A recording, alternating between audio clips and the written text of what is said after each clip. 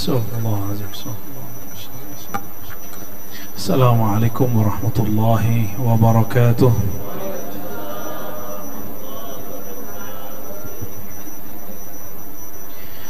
Alhamdulillah rabbil alamin. Wassalatu wassalamu ala Sayyidina Muhammad wa ala alihi wa ashabihi wa li baitihi ajma'in.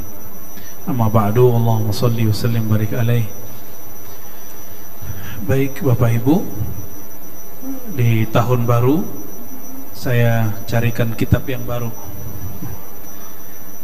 Kitab ini aslinya 6 jilid, lalu di ikhtisar, diringkas oleh seorang imam. Jadi yang mau saya bahas sebenarnya Syu'abul Iman, ini kitabnya. Syu'abul Iman berarti cabang-cabang iman. Cabang-cabang iman itu dalam hadis disebutkan innal iman bid'u wa sittuna syu'bah atau bid'u wa sab'una syu'bah. Iman itu 60-an atau 70-an cabang. Dari 70-an itu muncullah kitab 6 jilid. Ini baru jilid pertama. Coba dibayangkan 6 jilid segini. Mungkin sampai meninggal kita nggak khatam-khatam. Dan saya nyari adakah ulama yang meringkas kitab itu, ternyata ketemu. Ini dia, jadinya segini. Jadi 6 jilid yang tadinya 1 jilidnya setebal ini dan bisa menjadi lebih ringkas. Itulah pintarnya ulama terdahulu. Mereka mampu memanjangkan yang pendek dan memendekkan yang panjang, ya. Dan kitab ini ditulis oleh Al-Imam Al-Hafiz Al-Mujtahid Imam Abi Bakar Ahmad ibn Husain Al-Baihaqi. Pernah dengar Imam Baihaqi? Benar ya? Benar. Kapan dengarnya? Ya, minimal barusan ya. Imam Baihaqi. Jadi kalau ada orang menyebut kitab hadis yang 10, nomor 10-nya Imam Baihaqi. Nomor 10-nya Imam Baihaqi. Jadi kalau kitab hadis 10 itu dibagi 2, disebut 6 kitab lalu tambahan 4 kitab. 6 kitab itu Sahih Bukhari, Sahih Muslim, Sunan Abi Daud, Sunan Tirmizi, Sunan Nasai, Sunan Ibnu Majah. Sunan di situ bukan Sunan Kalijogo, bukan. Sunan itu jamak daripada sunnah.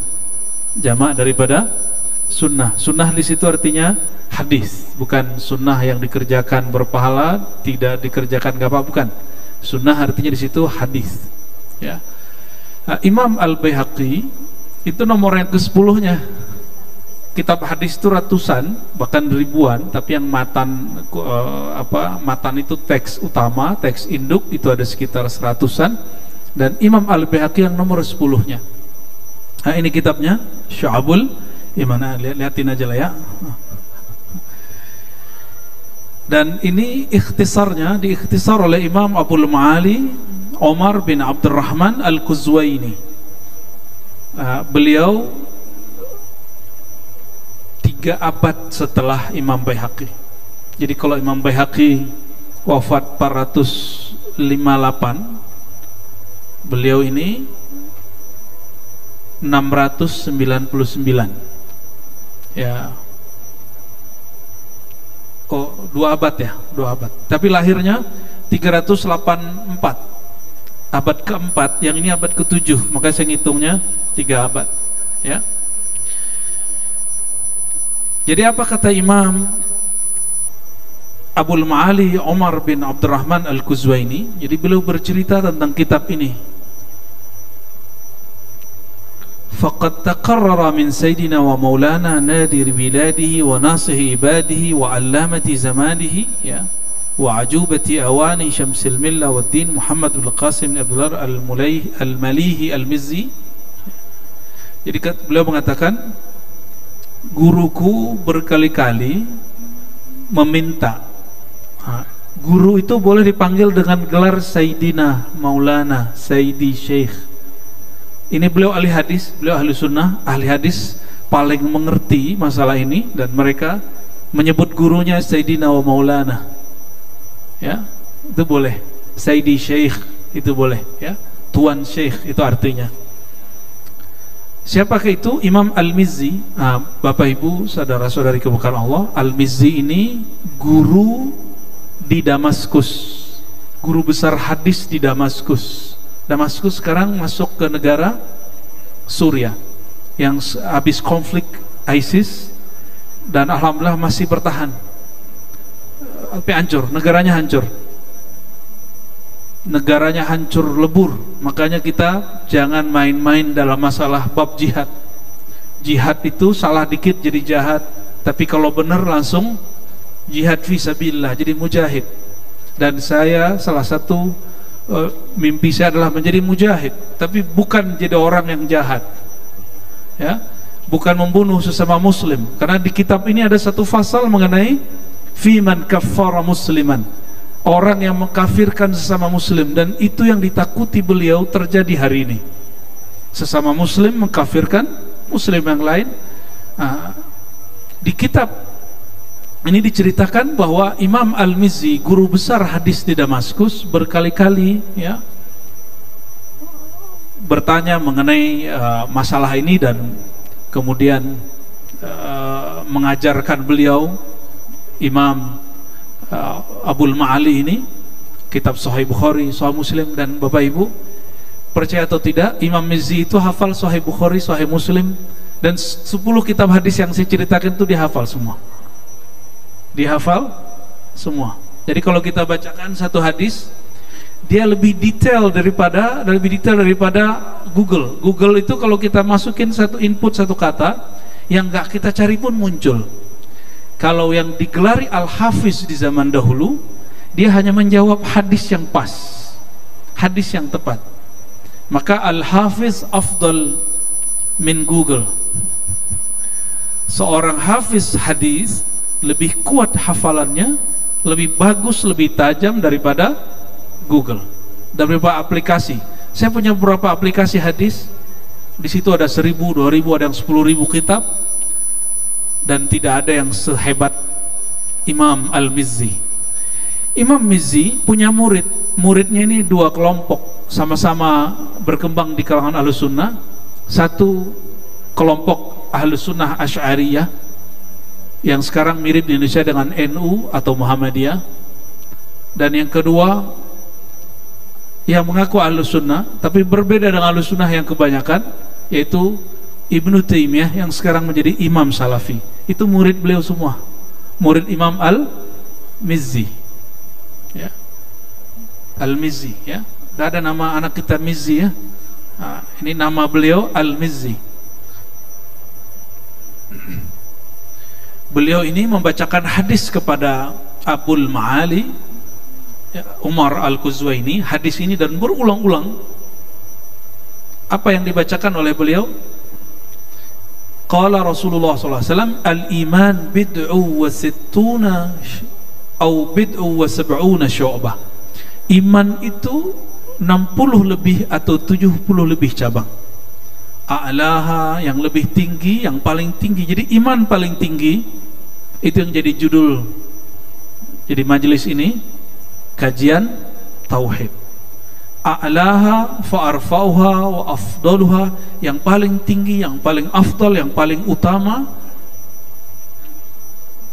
qaulu la ilaha illallah, engkau mengatakan la ilaha illallah. Maka orang yang paling mulia hari ini, orang yang paling mengerti la ilaha illallah dan paling banyak membaca la ilaha illallah. Mengerti ilmu, membaca berarti wiridan, beramal. Lebih tinggi mana orang yang berwirid dengan orang yang mengerti? Lebih tinggi orang yang mengerti. Maka nanti ada satu riwayat, dan itu riwayat pertama yang dibaca setelah ini, mengenai ilmu tentang la ilaha illallah. Wa adnaha, dan yang paling rendah, imatatul adza anit thariq. Yang paling tinggi la ilaha illallah, paling rendah iman itu membuang duri dari jalan. Apa maksudnya?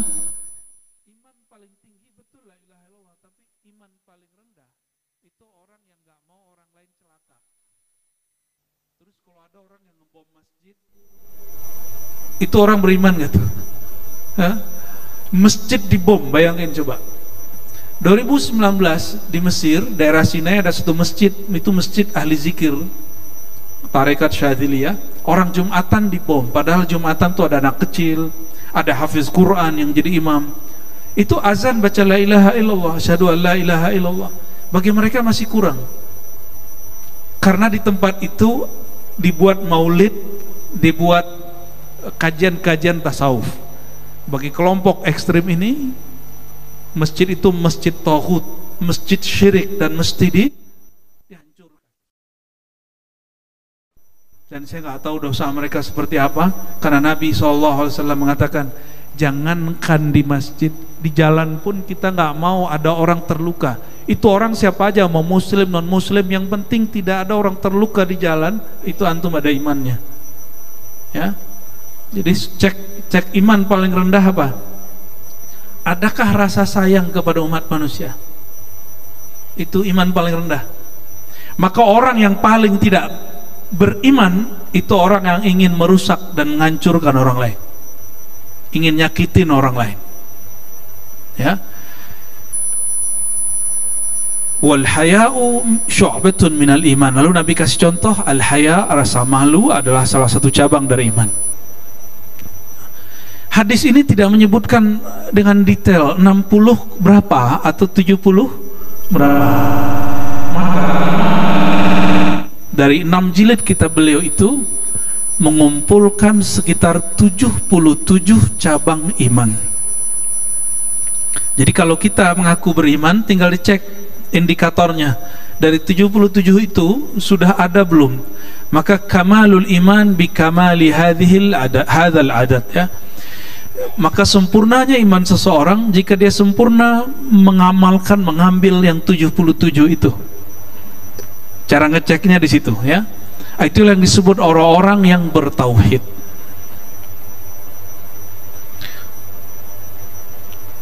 Lalu beliau memulai, ya, ini ringkasannya.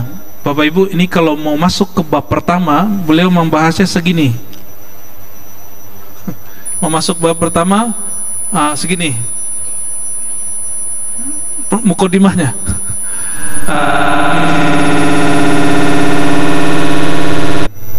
Ngajinya keribat. Waktu kita pendek sekali, maka kita cari kitab yang pas, ya. Sebelumnya mari kita baca surah Al-Fatihah untuk Nabi Muhammad SAW. Kemudian pengarang kitab ini Imam Abi Bakar Ahmad bin Husain Al-Baihaqi. Lalu peringkas kitab ini Abul Ma'ali Umar bin Abdurrahman Al-Quzwaini, dan guru-guru kami yang mengijazahkan kitab ini yang sampai kepada beliau dan Nabi Muhammad SAW. Al-Fatihah. Bismillahirrahmanirrahim. Iyyaka na'budu wa iyyaka nasta'in. Shiratal ladzina an'amta 'alaihim ghairil maghdubi 'alaihim waladdallin. Amin. Imam Abul Ma'ali Al-Quzwaini menyebutkan daftar guru-gurunya, ya, lalu saya tidak usah sebutkan, maka kita cukup mengatakan bisanadina al-mutasil ilaihi qala al-awwal min syu'abil iman. Cabang iman paling utama apa itu? Al-imanu billah, percaya kepada Allah. Jadi ini dimulai ternyata dengan rukun iman yang 6. Khusus malam ini kita bacakan 6-6-nya, insya Allah, ya. Berdasarkan ayat Al-Quran, potongan dari surah Al-Baqarah ayat 285, ya, amanah Rasul, lalu ada kalimat di tengah wal mu'minun, dan orang-orang beriman kullun amana billah, mereka percaya kepada Allah. Di pertemuan pertama di kajian kitab Imam Al-Junaid, saya sudah membahas bahwa iman itu ada pokok asalnya, ada cabangnya. Pokok iman, asal iman di dalam kolbu. Di dalam kolbu. Kolbu itu hati. Hati itu bukan jantung, ya. Jantung itu berkaitan dengan kolbu, tapi dia bukan kolbu. Apalagi liver, bukan itu. Kita nggak membahas tentang fisik, kita membahas tentang rohani. Nah, yang beriman di dalam, yang percaya, yang kesel, yang senang, yang bahagia, itu dia. Yang merasakan itu yang disebut kolbu. Itu yang disebut kolbu. Si kolbu ini, jika dia percaya bulat-bulat kepada Allah, tidak ada rasa ragu sedikit pun, baru dia disebut mukmin. Ya. Dan kita nggak usah pakai dalil macam-macam, ya. Dalilnya nggak usah aneh-aneh. Tidak usah mendalilkan Allah dengan alam yang fana. Alam ini fana, Allah itu baqa. Nggak level mendalilkan Allah dengan alam yang fana. Dalilkan Allah dengan nikmat Allah itu sendiri, dengan sifat Allah itu sendiri. Ya. Di surat An-Nisa ayat 136 ada perintah, ya ayyuhalladzina amanu, wahai orang-orang yang beriman, aminu billah, perbaharuilah imanmu kepada Allah. Berarti kajian iman mesti selalu ada, meskipun saya mengatakan saya sudah beriman. Ya. Kenapa? Karena banyak hari ini orang-orang yang geser iman cukup dengan TikTok. Jadi muncul kajian di TikTok, cukup isu politik, orang bisa salah memahami iman. Dikira berbeda faham dengan yang dikalamkan di TikTok itu, nanti beda iman. Beda faham dengan orang yang ada dalam kajian-kajian tertentu, dianggap beda iman, dan itu tidak benar. Ya, al-iman itu sederhana sekali. Al-iman tasdik bil qalbi, percaya kepada Allah. Saya yakin yang di depan saya semuanya percaya kepada Allah. Benar percaya kepada Allah? Benar? Serius? Ya sudah cukup, ya. Namun kalau kajian ma'rifat itu beda, memang ada tambahannya supaya iman itu kuat. Nanti diterjemahkan apa makna syahadat, syahadat lisan, syahadat akal, syahadat kolbu, itu beda-beda. Namun itu kajian tasawuf, saya nggak masuk ke sana dulu, ya. Kita ngaji akidah yang standar dulu, ya. Takutnya nanti habis di situ, waktunya habis di situ. Dan kitab ini saya suka, kenapa? Karena dia ditulis dengan metode ahli hadis digabung dengan ilmu akidah. Jadi baca kitab ini dapat dua ilmu, dapat ilmu hadisnya, dapat bab imannya, gitu, ya. Kalau Allah berkalam, wajib nggak? Wajib nggak dilakukan? Wajib. Ketika Allah mengatakan aminu billah, perbaharui imanmu kepada Allah, maka mempelajari ilmu iman wajib. Bedakan iman dengan tauhid. Ilmu tauhid itu ilmu dibuat oleh imam, para imam. Sedangkan iman itu di Quran. Maka yang terjadi antara Salafi hari ini, Asy'ari, NU, Muhammadiyah, Wahabi, itu perbedaan ilmu tauhid, bukan perbedaan iman. Antara tarekat dengan tarekat tertentu, partai Islam, partai A, partai Islam ada berapa tuh? Imannya sama, mungkin tauhidnya yang berbeda. Cara mereka bertauhid yang berbeda. Contoh, di masa Rasulullah apakah ada pembagian tauhid menjadi 2, 3, 4? Ada nggak? Tauhid uluhiyah, rububiyah? Nggak ada. Ada nggak? Nggak tahu ya. Emang nggak ada. Di Quran itu umum sekali, wa ilahukum ilahu wahid, qul huwallahu ahad, selesai. Nggak perlu pakai teori macam-macam.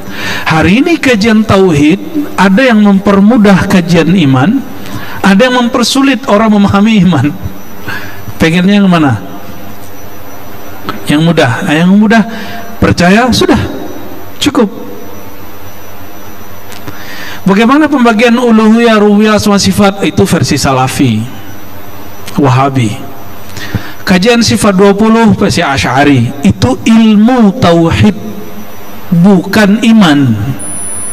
Bisa dibedakan? Jadi bolehkah saya berbeda dengan Ustadz Fulan, Syekh Fulan? Dia pakai ilmu A, ilmu B, ilmu Imam Fulan, dan saya nggak ngikut itu, boleh nggak? Boleh-boleh aja, ya. Kenapa? Karena ilmu itu bukan ilmu dari Allah, itu ilmu ijtihad, hasil jeripayah seorang imam atau beberapa imam atau sekelompok umat Islam. Jika berbeda dengan kelompok itu, bukan berbeda dengan Allah dan Rasulullah. Karena hari ini orang ngotot, inilah kajian ilmu Allah, ilmu Rasulullah, inilah kata Allah, kata Rasulullah. Jadi kalau kita beda sama dia, beda sama Allah dan Rasul, itu namanya memperkosa Tuhan, ya. Ya, Allah nggak ridho digituin, ya. Suka-suka mengambil nama Allah untuk kepentingan kelompoknya, dan kita tidak meridho itu, ya. Lalu beliau membacakan hadis, ya, menuliskan hadis yang diriwayatkan oleh Imam Bukhari dan Muslim. Umirtu an uqatilan nas hatta yaqulu la ilaha illallah. Aku diperintahkan berperang di masa Rasulullah, karena itu musim perang, sampai mereka berkata la ilaha illallah. Nah, karena perbedaan ilmu iman, ilmu tauhid, orang yang sudah baca la ilaha illallah nggak diukir kelompok yang lain. Ini yang saya berkali-kali sampaikan, Bapak Ibu, hati-hati naruh anak di pesantren hari ini, karena belum semua pesantren sadar bahwa kitab yang diajarkan itu kitab takfiri, kitab yang mengkafirkan sesama umat Islam. Takfiri, apa istilahnya? Takfiri. Jadi ada satu kitab yang ditulis oleh Syekh Saleh Fauzan, dijadikan kitab akidah di salah satu pesantren. Saya sudah sampaikan ke beberapa gurunya, semoga mereka musyawarahkan itu. Jadi di situ disebutkan bahwa bertawassul. Tahu tawassul? Lalu tabarruk, ngambil berkah, ada rambut Nabi kita celup, kita minum, atau tabarruk dengan orang soleh. Apa kata dia? Itu asyirk al-akbar, syirik besar. Saya urut-urut, kenapa ya di Mesir masjid Jumatan dibom? Ternyata masalahnya itu. Belum lama ini di Pakistan. Bapak Ibu tahu di Pakistan ada bekas Taliban, tukang cukur 5 orang dibunuh karena tukang cukur itu motongin jenggot, Pak. Tukang cukurnya dibunuh. Gimana antum yang nggak berjenggot tuh? Hah? Bisa pulang-pulang mati tuh. Yang selamat paling 1, 2, 3 atau berapa tuh yang punya jenggot. Ya, Pak dokter nggak selamat ini. Tuh nggak selamat tuh dari situ. Punya jenggot, Pak? Oh, ada. Apa urusannya jenggot dengan masalah iman? Hadis yang menyebutkan khaliful yahud bil lihya, berbedalah khaliful musyrikin bil lihya, berbedalah terhadap orang musyrik dengan jenggot. Itu hadis. Atau khalifu ahlul kitab, ada beberapa redaksi, berbeda ahli kitab dengan jenggot. Hadis itu nggak masuk bab iman. Coba lihat Imam Bukhari, nggak masukin ke bab iman. Imam Bukhari memasukkannya ke dalam bab az-zina wal libas, performan, gaya. Az-zinatu artinya gaya, model, wal libas pakaian. Lo harinya masuk loh, Pak. Itu Pakistan tuh, ya. Masya Allah. Jadi karena berbeda faham tentang ilmu tauhid, maka saya menyarankan jangan terlalu mensucikan ilmu para ulama. Ulama itu bukan nabi. Kita takzim ke ulama, maka saya mengajarkan ilmu mesti bersanad, bersilsilah. Tapi kita cek, jika ada yang keliru dari tokoh-tokoh ini, mesti kita kembalikan kepada asalnya. Oh, ini si Saleh Fauzan loh, ulama di Saudi loh. Itu urusannya apa kalau ulama Saudi? Ya, emang kita nggak punya ulama di sini? Emang di Mesir nggak ada ulama, di Damaskus nggak ada ulama? Ada semua ulama. Mereka berbeda faham, tapi ini sudah bahaya. Ini sudah bahaya. Bayangkan, Pak, di kitab yang sama disebutkan bermaulid itu sama dengan menyerupai dengan kelompok Nasrani dalam Natal. Ini pada buat maulid nggak nih? Masjid ini pada maulid kan? Masjid ini dianggap sama dengan Nasrani yang mengadakan perayaan Natal. Itu berarti kitab, bukan kitab iman, itu cuma ilmu tentang tauhid, tapi ilmunya keliru. Jadi tauhid tidak salah, tapi ilmu tentang tauhid bisa salah. Iman tidak salah, yang salah itu ilmu-ilmu tentang itu. Ya, maka benarlah imam kita terdahulu mengatakan fanzuru amman ta'khuzuna dinakum. Perhatikan kamu sedang belajar kepada siapa. Ya, siapa gurumu, supaya nggak salah nanti mengkafir-kafirkan orang. Jadi kalau Soleh Fauzan itu mengatakan ente baca la ilaha illallah tapi bikin maulid, ente baca Allah tapi tawassul, itu tidak sah la ilaha illallahnya. Tega kan dia? Itu bahaya itu. Masjid ini bisa jadi ancaman nanti. Ya. Cuma karena beda isu politik, beda pilihan, nanti bisa beda iman loh Pak, kalau versi mereka. Ya, padahal di zaman Rasulullah SAW tidak ada demokrasi, dia tidak ada juga monarki. Rasulullah itu tidak mengajarkan demokrasi dan monarki, maka itu boleh-boleh dua-duanya. Ya, dua-duanya boleh. Ya, nanti jangan paksa-paksa ustadz loh Pak. Ustadz tolonglah, kasih tahu lah ustadz milih siapa, biar kami tahu milih siapa.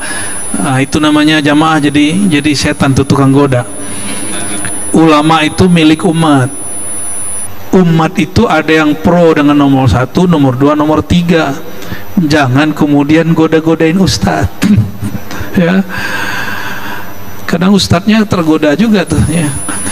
Tapi nggak apa-apa ya kalau ada yang ustadz yang memilih ya, dan mendeklarasikan pilihannya, terserah dia ya. Ini kan banyak nih pusat-pusatnya di sini semua nih Pak ya. Pas kita lewat tadi senyum-senyum aja, kita ngeliat mereka senyum sendiri gitu bannernya. Faman qala la ilaha illallah faqad asama minni nafsahu wa ma lahu illa bihaqqihi wa hisabuhu 'ala Allah taala. Siapa yang baca la ilaha illallah, maka dirinya, darahnya terjaga. Maka yang merusak, mengganggu orang yang baca la ilaha illallah ini menentang Rasulullah sallallahu alaihi wasallam ya. Ini musim perang. Kalau musim damai, Nabi SAW mengatakan hal yang lain. Man qatala mu'ahadan lam yashum ra'ihatal jannah, hadis Bukhari. Siapa yang membunuh non muslim tapi dia di dalam negeri yang dijaga, mu'ahad dalam perjanjian, bisa negara damai, bisa negara kita ini disebut mu'ahad, maka non muslim tidak boleh diganggu, tidak boleh diganggu sama sekali. Siapa yang mengganggu mereka, lam yashum ra'ihatal jannah, tidak mencium bau surga. Ganggu non muslim gak cium bau surga, gimana ganggu sesama muslim? Ya, betapa jauhnya dia. Itu orang-orang yang ngebom dirinya dan mengebom di pusat-pusat orang-orang yang ada orang Islam di situ. Saya bersumpah dengan nama Allah, Anda tidak akan mencium bau surga selama-lamanya. Ya, sampai dia tobat. Ya, harus tobat. Kalau nggak tobat nggak akan bisa. Karena non muslim pun diganggu nggak cium bau surga, dan bau surga dicium 500 tahun perjalanan. Jadi dari padang mahsyar, mauqif namanya, ke surga itu ribuan tahun. Kalau orang sudah mendekati 500 tahun perjalanan baru kecium bau surga, baru hilang lelah dia di mahsyar. Dan orang ini nggak akan mencium, apalagi mengganggu sesama muslim, membunuh sesama muslim ya. Illa bihaqqihi wa hisabu 'ala Allah, kecuali yang masuk kepada bab qisas dan hukumnya sudah ada dalam hukum Allah Subhanahu wa taala. Hadis kedua yang disebutkan dalam bab ini, hadis Utsman bin Affan radhiyallahu taala anhu fi sahih Muslim, dalam hadis Muslim, man mata wa huwa ya'lam, siapa yang mati dan dia punya ilmu, wa huwa ya'lam. Ya, ini kabar gembira bagi mungkin ada di antara Bapak Ibu saudara sekalian punya orang tua atau saudara meninggal tapi dia nggak baca apa-apa. Ada yang mengalami itu? Saudaranya, orang tuanya, kakeknya, neneknya meninggal tapi dia nggak baca apa-apa. Apakah dia husnul khotimah? Jadi ada seorang jemaah datang kepada saya dan dia mengeluhkan itu dan menangis. Dia lihat orang tuanya meninggal, nggak baca la ilaha illallah. Saya bacakanlah hadis ini. Man mata wa huwa ya'lam, siapa yang meninggal dan dia tahu ilmu tentang la ilaha illallah, dia pernah belajar ilmu tentang la ilaha illallah, dakhalal jannah, pasti masuk surga. Mudah tuh masuk surga? Nggak seperti yang diceritakan banyak orang masuk surga itu sulit. Gampang masuk surga? Gampang tuh? Coba baca la ilaha, apa maknanya? Tiada yang aku sembah kecuali Allah, udah masuk surga sudah. Maka siapapun yang baca begitu pasti masuk surga. Kalau orang baca begitu pasti dia belajar cara menyembah Allah. Meninggal dalam belajar, walaupun dia belum sholat dia sudah disebut mukmin. Masih ingat orang yang bunuh 100 orang dan yang 100-nya itu ulama? Dia belum sholat Pak, belum zakat, belum haji, belum sedekah, baru ingin tobat tapi sudah baca la ilaha illallah. Dia meninggal di tengah jalan dan masuk surga. Masih ingat perempuan pelacur PSK? Ya, dia tahu Allah la ilaha illallah, Allah bismillahirrahmanirrahim, tahu. Dosanya banyak, cuma karena ngasihannya masuk surga, Allah ampuni dia. Mudah sekali. Kenapa orang persulit? Allah memudahkan agama ini, kenapa ada orang mempersulit agama ini?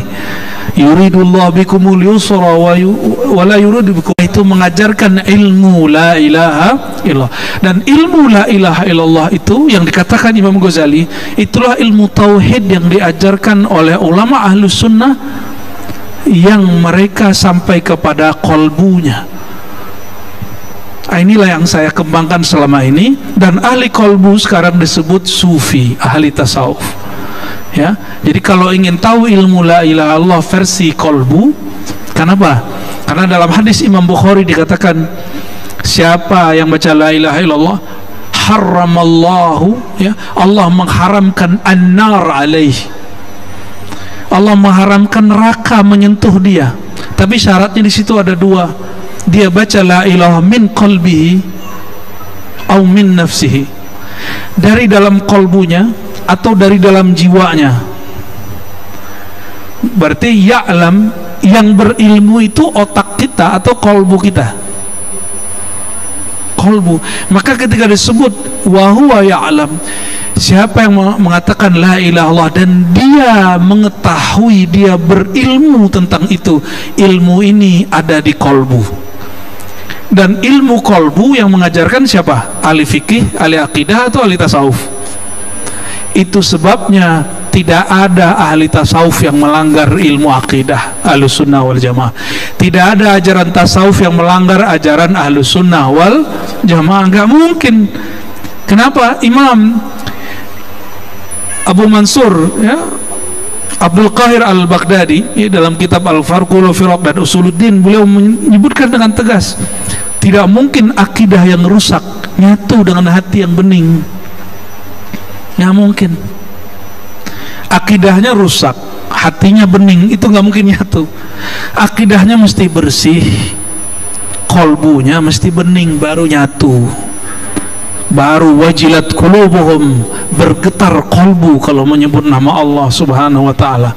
Ya, jadi jika diurai ini Bapak Ibu saudara-saudariku karena Allah, siapa yang mati dan dia bawa ilmu, berarti belajar ilmu hakikat la ilaha illallah hukumnya wajib atau sunat? Semoga ini, kajian ini bagian dari cara itu, dan semua majelis yang ada di sini semua untuk mengarah ke sana. Ya, amin rabbal alamin. Sehingga kita meninggal mati dalam la ilaha illallah, dakhalal jannah. Ini unik sekali. Allah menyebutkan, Rasulullah menyebutkan lafaz dakhala. Dakhala bahasa Arab berarti telah masuk. Walaupun secara pemaknaan bisa diartikan pasti masuk, tapi secara bahasa, secara ilmu tasrif, perubahan kata, itu pasten. Pasten bahasa Arabnya madhi. Orang yang baca la ilallah dakhalal jannah, dia telah masuk surga. Maka ada surga sebelum surga. Surga di dunia itmi'nanul qulub was sa'adah, ketenangan jiwa dan kebahagiaan hati. Dan itu nggak mungkin didapat oleh orang yang baca la ilaha illallah. Mohon maaf, malam tahun baru main petasan, itu senang, bukan bahagia. Ya, main nggak kemarin? Tapi nonton toh? Ya, sama aja. Wih, bagus ya gitu. Tapi cuma senang, orang-orang hanya senang, tapi dia belum tentu bahagia. Beda antara bahagia dengan senang, ya. Senang itu hanya nafsiyah, ya, nafsu. Kalau bahagia di dalam kolbu, ya. Berdasarkan dalil ini, Bapak Ibu, wajib belajar ma'rifat la ilaha illallah. Dan ma'rifat la ilaha illallah bukan ujungnya nanti tambah sayang kepada makhluk Allah, tambah mengenal Allah. Jadi siapa yang belajar tauhid tapi nanti tambah keras, nanti dia kafir-kafirkan orang, berarti ilmu tauhid syaitani. Itu tauhid syaitan, bukan tauhid al-Muhammadi, bukan tauhid Sayyidina Muhammad sallallahu alaihi wasallam. Ilmu tauhid Nabi Muhammad sallallahu alaihi wasallam, ilmu tauhid yang menambah sayang kepada makhluk siapapun, ya. Isya jam berapa? 8. Oh, kita baca hadis bab kedua. Jadi bab yang tadi itu ada 100 halaman di sini, tapi diringkas jadi 2 hadis. Diringkas jadi 2 hadis, ya. Kesimpulannya sederhana, iman ada di kolbu, lalu rukunnya harus dilafazkan, baru kemudian diamalkan. Nah, amalan itu dapat naik turun. Jadi yang disebut iman naik turun itu amalan. Kalau yang di kolbu boleh naik turun? Nggak boleh.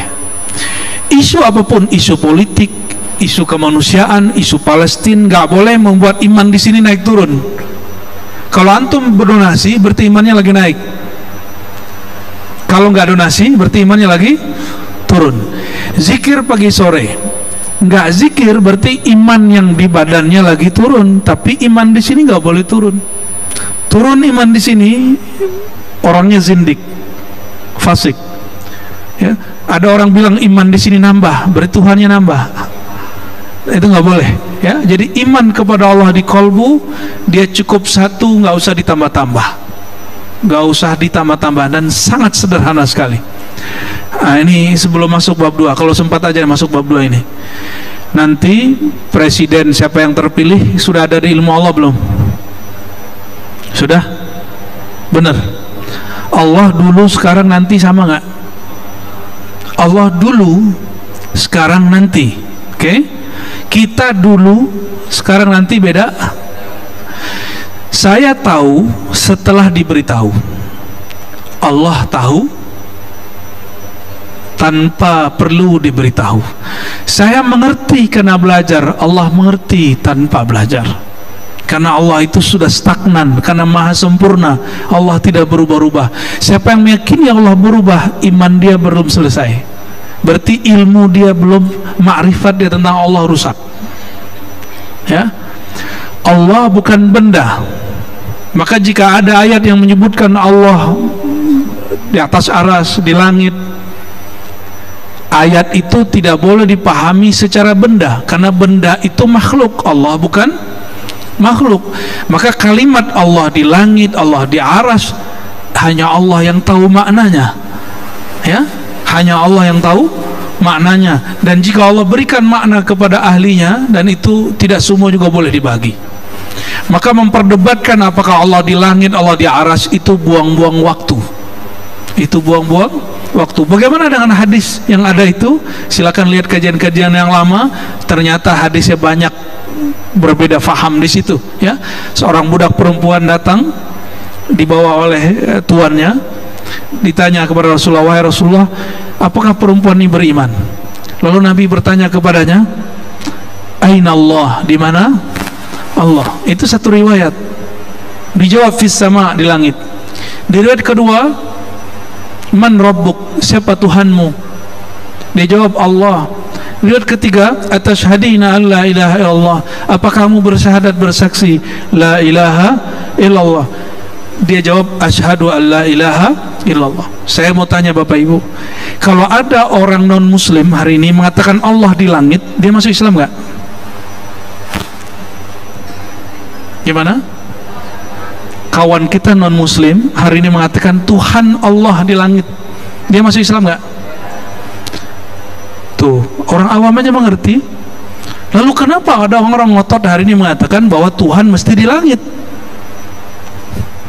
Ya, ini baru satu hadis, ada dua hadis lagi. Hadis yang kedua, man rabbuk, siapa Tuhanmu, siapa penciptamu? Dijawab Allah. Hadis ketiga, apakah engkau bersahadat, bersaksi? Dari tiga hadis itu mana yang dipakai? Yang pas dengan ilmu tauhid yang mana? Orang sah masuk Islam dengan bersyahadat atau bukan? Betul? Berarti hadis nomor 2 dan nomor 3. Maka nomor 2, nomor 3 menjelaskan makna aina Allah, bukan aina tempat. Ya, jadi kita nggak pakai hadis aina Allah, karena aina Allah ini mesti dijelaskan oleh hadis yang lain.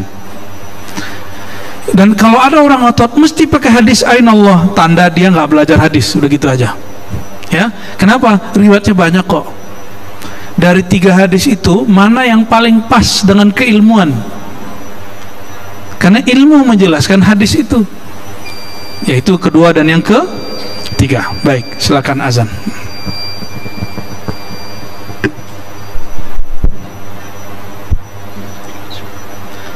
Allahu Akbar, Allahu Akbar, Allahu Akbar, Allahu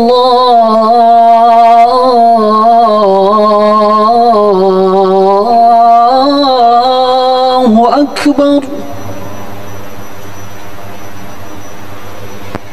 أشهد أن لا إله إلا الله.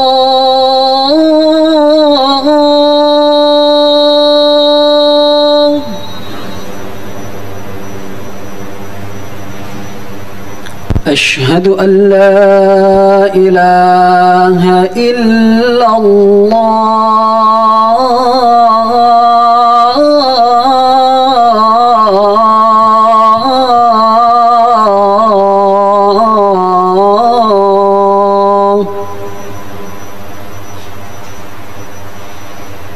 أشهد أن محمدًا رسول الله.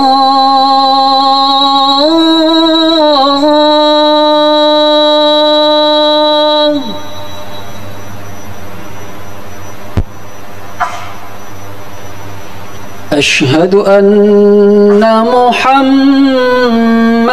رسول الله.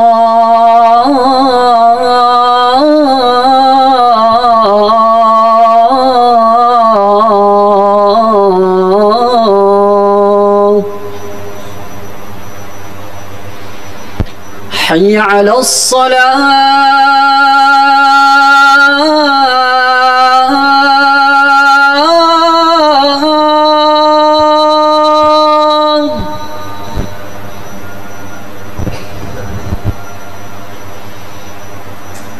حي على الصلاة.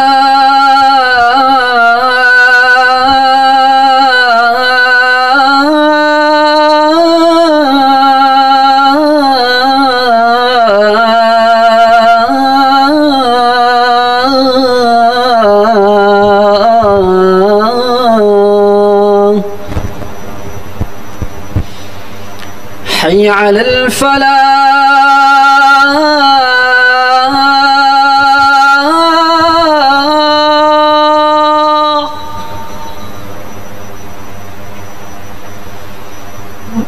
حي على الفلاح.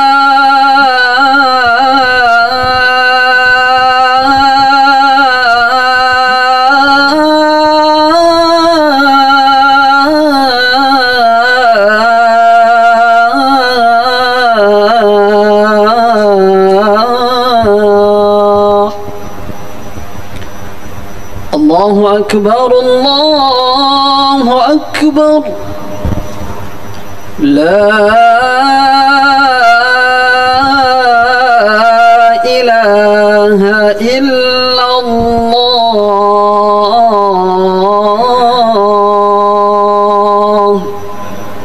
لا إله إلا الله محمد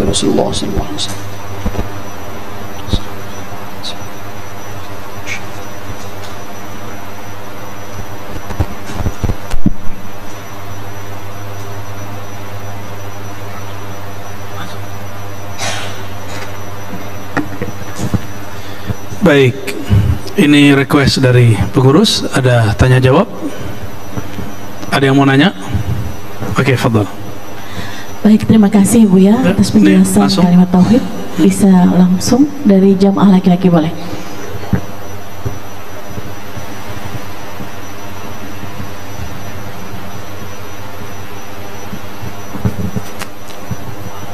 Assalamualaikum warahmatullahi wabarakatuh. Assalamualaikum warahmatullahi wabarakatuh. Bu ya, saya mau nanya, kalau tadi dijelaskan kalau kalimat la ilaha illallah itu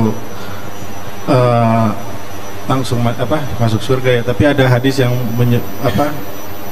bahwa perempuan yang ditanyakan kepada Nabi itu, seorang perempuan bergibah atau berbicara tentang tetangganya, terus kemudian Nabi menjawab dia masuk neraka gitu. Oke. Bagaimana itu? Gimana tuh ya? Iya, perbandingan. Bukan menggibah ya. Jadi ini pertanyaan bagus. Ada perempuan yang ahli sholat, tapi Nabi mengatakan dia masuk neraka. Hadis yang sama juga ada pada bab jihad. Ada seorang sahabat yang sudah banyak melawan dan membunuh orang-orang kafir. Itu ada di Bukhari Muslim. Tapi Nabi mengatakan la finnar, dia masuk neraka. Silakan dilihat ya di Sahih Bukhari. Sekarang Sahih Bukhari sudah ada ringkasannya, sudah ada bahasa Indonesianya. Itu Imam Bukhari nyarinya seumur hidup. Antum cukup baca, nggak sampai seumur hidup itu. Ya. Dan apa kata Nabi? Finnar, itu orang masuk neraka. Ternyata orang ini imannya nggak sampai ke dalam. Dia beramal itu cuma ingin disebut soleh. Yang kedua, beramal supaya disebut pejuang. Jadi nggak nyampe ke dalam. Ternyata ketika orang itu kesakitan, lalu mengatakan haus sakit, dan itu semua orang mengatakan, teriak begitu. Dia nggak tahan dengan rasa sakitnya, dia ambil pisau di badannya dan dia tusuk. Ada satu lagi, nggak ada dia mengatakan sakit, dia langsung mati. Ada orang yang satu lagi jihad langsung mati. Orang bilang, ya Rasulullah, itu orang bunuh banyak orang-orang kafir. Nabi bilang finnar. Masa sih? Sahabat masih bingung. Ternyata ketika meninggal, dicek di dalam jubahnya, dia sudah nyolong harta rampasan perang dari orang yang dibunuh. Padahal di zaman Bani Israel nggak boleh ngambil harta rampasan perang, baru dibolehkan di zaman Nabi Muhammad SAW, dan itu dikumpulkan bersama, dibagi sama-sama. Jadi belum tentu juga orang bawa-bawa simbol-simbol keagamaan itu betul-betul masuk ke dalam. Tapi itu bab hakikat. Dan itu cuma ada di tasawuf. Menghancurkan riya itu nggak ada ilmunya dalam ilmu tauhid. Ilmu tauhid sandar. Adanya ilmu tauhidnya ahli tasawuf. Yang dibid'ahkan orang hari ini. Ya, karena syaitan nggak ridho orang belajar ilmu tasawuf, nanti orang masuk surga semua. Ya. Masuk surga semua nanti. Coba bayangkan perempuan pelacur yang tadi ngasih minum, dia kan gak ada yang lihat, dikasih, makanya dia masuk surga. Karena dia tahu ini makhluk Allah, dia kasih. Perempuan yang jutek judes, sholatnya banyak, Nabi bilang mampir dulu neraka. Gitu. Jadi itu bab tentang an-najah. Ini yang dikatakan Sayyidina Utsman nangis ketika Nabi wafat. Disapa oleh Umar gak jawab. Ada di hadis nomor 100 kesekian di sini. Lalu Umar lapor kepada Abu Bakar. Umar ini kan gurunya dua, Nabi SAW. Lalu yang nerjemahin kalam Nabi adalah Sayyidina Abu Bakar. Maka ngadulah Umar kepada Abu Bakar. Hei Abu Bakar, itu ada apa tuh si Utsman tuh? Saya baca salam kok dia nggak jawab. Apa dia menganggap saya munafik, kafir atau apa gitu ya? Apa jawaban Abu Bakar? Ayo kita langsung tanya aja. Tabayun langsung. Ternyata Sayyidina Utsman nangis menanyakan masalah yang ini. Apa kata Sayyidina Utsman? Wahai Abu Bakar, ana fi syughlin, aku sedang memikirkan sesuatu yang berat, yang menyibukkan pikiranku. Apa itu? Najatul amr. orang itu terbebas dari murka dan siksa Allah itu gimana caranya? Saya nggak sempat mempertanyakan itu kepada Nabi Muhammad SAW. Ternyata sahabat ada yang nggak pernah dengar satu ilmu dan sahabat lain dengar. Abu Bakar bilang, tenang, saya udah pernah dengar kok. Najatul amri la ilaha illallah, dengan kolbu, gitu. Imam Baihaqi di sini ada yang unik. Beliau mengatakan apa? Iman itu, kalau saya tadi mengatakan iman itu pokoknya satu, yaitu di kolbu. Oleh Imam Baihaqi enggak, mesti ditambahkan ikrar, mesti ditambahkan. Jadi kalau orang iman di kolbu belum dia lafazkan, bagi Imam Baihaqi tidak sempurna, tidak sah. Tapi beliau menyelisihi ulama yang lain, ya. Jumhur ulama cukup kolbu, yang lain mengikut, ini cabang saja, gitu Bang ya. Ya. Khair, ada lagi? Assalamualaikum Bu ya. Ya, assalamualaikum. Saya mau nanya, tapi mungkin tadi udah sedikit banyak beberapa terjawab ya, berkenaan dengan memperbarui iman seperti itu ya, karena mungkin tanpa ilmu banyak kita mungkin melakukan perbuatan yang ternyata tidak disadari sudah masuk ke kesyirikan ya, seperti itu. Itu seperti apa Bu ya, gambarannya untuk memperbaiki iman ini? Artinya mungkin banyak juga kelalaian gitu ya, mungkin pas lagi sholat nanti lagi waktunya libur sholat seperti itu, ini ternyata dijemput seperti itu. Dan yang kedua Bu ya, untuk yang non muslim ini ya, tadi ada, saya punya ini jadi sakit keras gitu ya, sampai tidak bisa ngomong karena mungkin sudah mau menuju sakaratul maut gitu. Jadi sempat ditalkin gitu, cuma nggak tahu tuh karena udah nggak bisa ngomong, jadi nggak ngerti apakah talkin itu bisa diterima atau enggak. Itu mungkin ada gambaran Bu ya untuk hal-hal seperti itu. Baik, terima kasih. Assalamualaikum. Assalamualaikum. Yang pertama tadi, kita ini gampang lalai, padahal belajar ilmu iman ini wajib. Jangan khawatir, ini 3 hari ini saya baca hadis yang mau saya sebutkan ini sudah 3 kali Pak. Masih ingat Nabi pernah berkalam, tidurnya orang alim lebih baik daripada sholatnya orang jahil. Masih ingat? Karena orang yang alim kalaupun tidur itu puncak kelalaian, dia tetap disebut alim, dia tetap disebut berilmu. Bapak Ibu, saudara-saudariku, kalau lagi tidur ilmunya hilang nggak? Nggak hilang. Buktinya bangun tidur ingat lagi. Dan biasanya kalau rohaninya tajam, ke bawah ke alam mimpi. Maka sebelum tidur jangan pegang handphone segala macam ya, sebut nama Allah, nama Rasulullah. Kalau ingin ketemu Rasulullah, sholawat, baca nama Rasulullah sebelum tidur.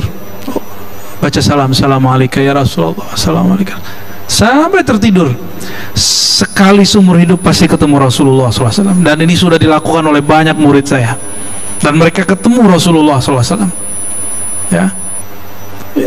Cuma kalau bukannya Facebook ya, yang nanti mimpinya apa yang dilihat di Facebook ya bukannya di YouTube, nanti yang ditemui yang ada di dalam YouTube, ya mau apa lagi ya.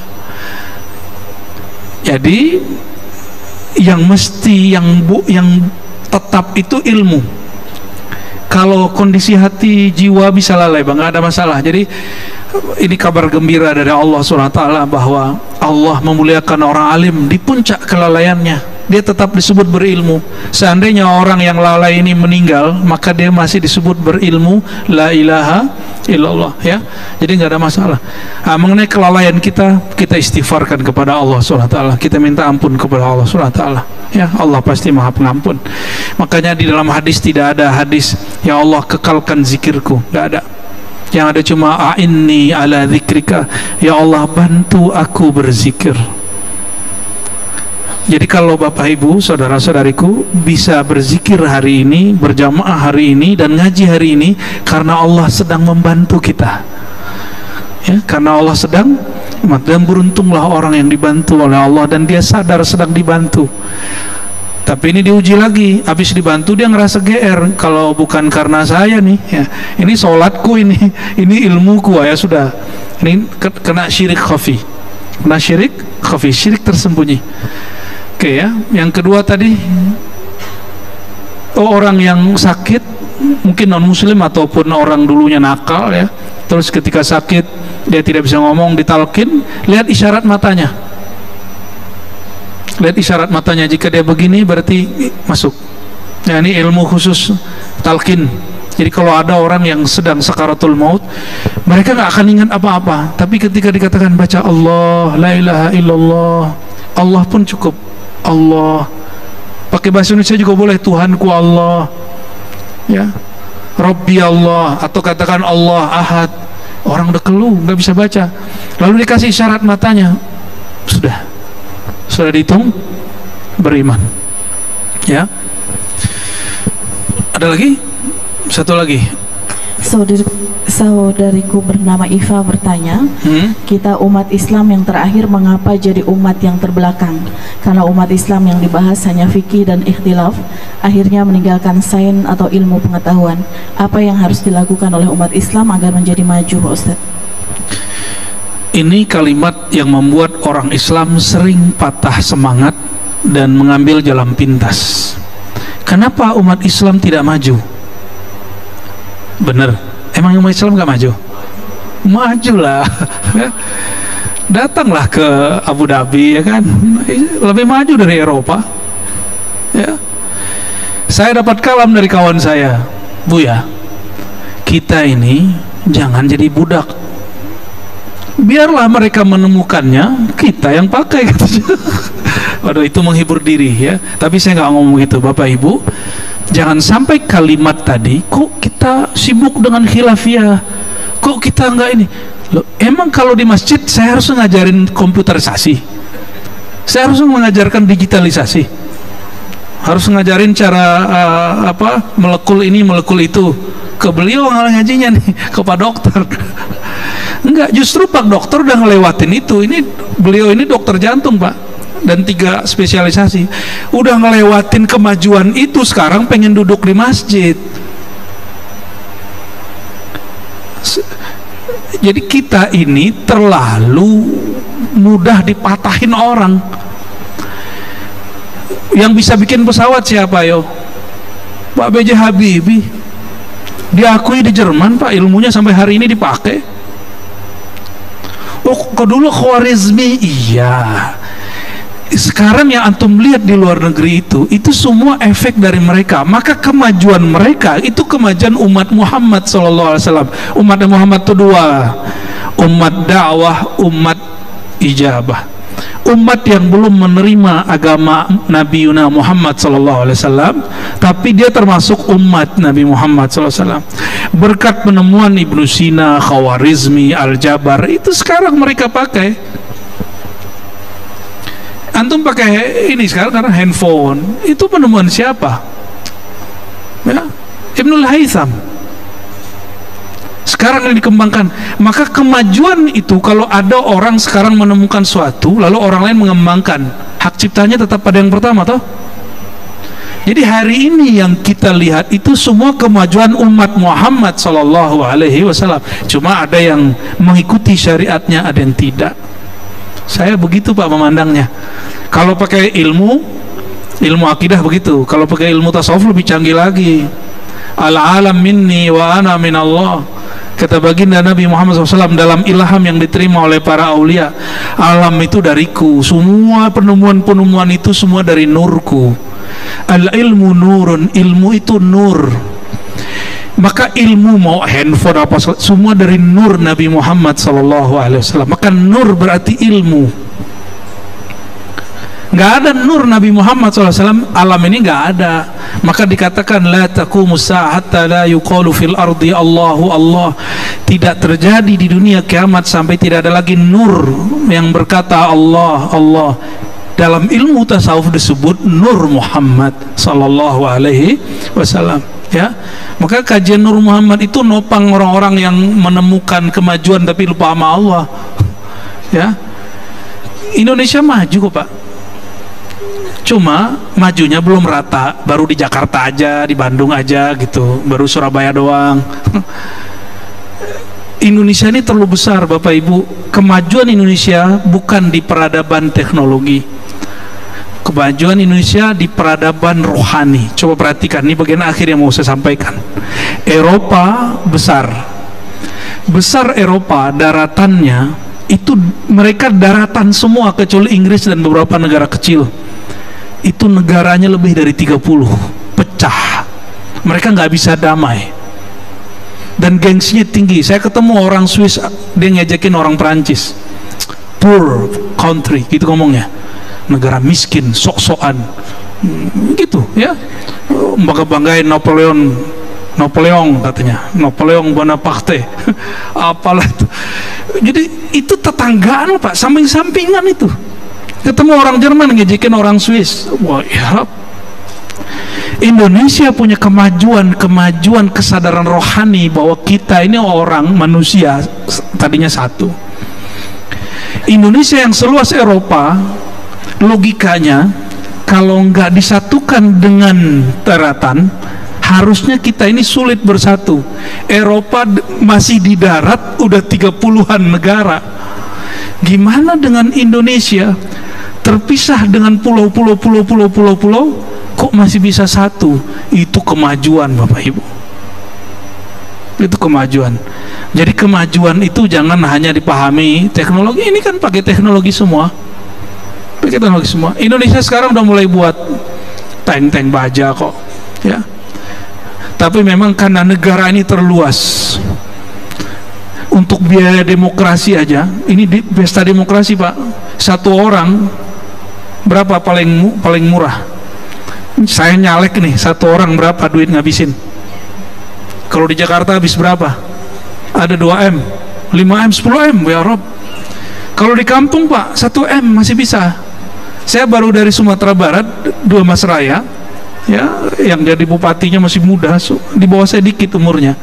Ternyata keturunan kerajaan, 2 kali memimpin, dan partainya unik, satu-satunya partainya Bu Mega yang menang di situ. Wah, tapi orangnya Islami, sangat kuat sekali ya. Itu di sana ya, Masya Allah. Mau maju itu antara 500 dan 1M, 500 juta dan 1M, itu nyalek di kota, di kabupaten. Saya nggak tahu kalau di Jakarta ya. Kita ini terlalu banyak habis untuk itu. Coba lihat Bapak Ibu, Uni Emirat Arab ada pemilihan nggak? Arab Saudi ada pemilihan nggak? Mesir ada pemilihan? Ada. Makanya Mesir sulit bangun karena dana habis untuk demokrasi. Sama kayak kita, harusnya duit pesta demokrasi ini nggak tahu, harus ada undang-undang yang ngatur ini bisa dipakai untuk bangun negeri. Nggak ada lagi orang miskin harusnya. Dengan 1 kali pesta demokrasi itu nggak ada orang miskin 5 tahun. Duitnya tuh gimana caranya? Jadi nggak usah khawatir, jangan terlalu patah hati dikatakan kok Islam nggak maju. Islam maju kok. Yang nggak maju sebagian orang Islam, Islamnya maju. Inna dina indallahil Islam. Islam selalu maju. Al-Islam ya'lu wa la yu'la alaih. Islam nggak pernah turun. Orang yang mengaku Islam yang dia turun. Kita ini belum pantas ngaku-ngaku benar-benar Islam. Maka jangan juga mengatakan Islam sekarang mundur. Enggak, yang mundur tuh ente, bukan Islamnya ya. Allahumma sholli ala sayyidina Muhammad. Semoga kajian ini Allah istiqamahkan kebaikan, amin rabbal alamin. Wassallallahu ala sayyidina Muhammad. Allahumma a'inna ala dzikrika wa syukrika wa husni ibadatik waj'alna ya Allah mimman mata wa huwa ya'lam la ilaha illallah. Ya Allah, kami hanya memohon satu hal ya Allah, jika Engkau ambil nyawa kami, Engkau pisahkan nyawa dengan badan kami, matikan kami dalam ilmu la ilaha illallah Muhammadur Rasulullah. Rabbana atina fid dunya hasanah wa fil akhirati hasanah wa qina adzabannar. Wa sallallahu ala sayyidina Muhammad walhamdulillahi rabbil alamin. Assalamualaikum warahmatullahi wabarakatuh.